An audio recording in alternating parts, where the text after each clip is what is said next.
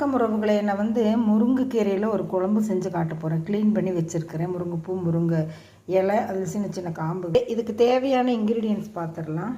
சீரகம், மல்லி, பூண்டு, சின்ன வெங்காயம், தேங்காய், கருவேப்பிலை, தக்காளி, மஞ்சத்தூள். இதையெல்லாம் வாணலியில் வறுத்து எடுத்துக்கலாம். ஃபஸ்ட்டு நாம் மல்லி சேர்த்துக்கலாம். அடுத்தது மிளகாய் சேர்த்துக்கலாம். அடுத்தது சீரகம் சேர்த்துக்கலாம்.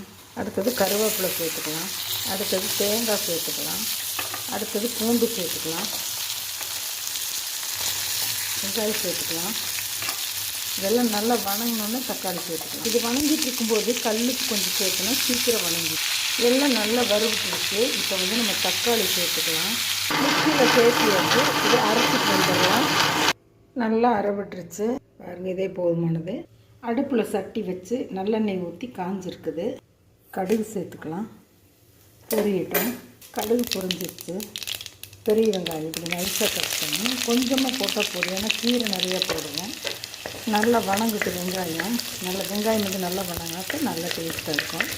மண் பாத்திரமாக இருக்கிறதுனால மரக்கரண்டி மட்டும்தான் யூஸ் பண்ணணும். வெங்காயம் வணங்கிட்டு கீரையை சேர்த்துக்கலாம். கீரை நல்லா வணங்கி இருக்கும் பாருங்கள். கீரை நல்லா வணங்கி எவ்வளோ கம்மி ஆயிடுச்சுன்னு பாருங்கள். கீரை வச்சுருக்கிறது இதில் கலந்துக்கலாம். பாருங்கள், நல்லா கொதி வந்துருச்சு. இப்போ நம்ம மிக்ஸி கழுவின தண்ணியை இதில் சேர்த்துடலாம்.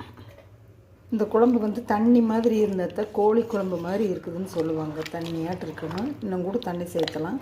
கீரை வேகட்டும். நம்ம குழம்பு நல்லா கொதித்து வந்துடுச்சு பாருங்கள். கீரையெல்லாம் நல்லா வெந்துருச்சு.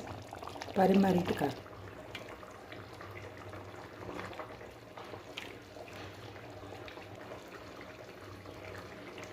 கீரை நல்லா வந்துருச்சு.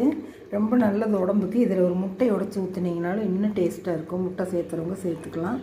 பிடிச்சிருக்கும்னு நினைக்கிறேன். பிடிச்சிருந்தால் லைக் பண்ணுங்கள், ஷேர் பண்ணுங்கள், சப்ஸ்கிரைப் பண்ணுங்கள், பெல் பட்டன் அழுத்துங்க. இந்த நாள் இனிய நாளாக எல்லோருக்கும் அமையட்டும். தேங்க்யூ.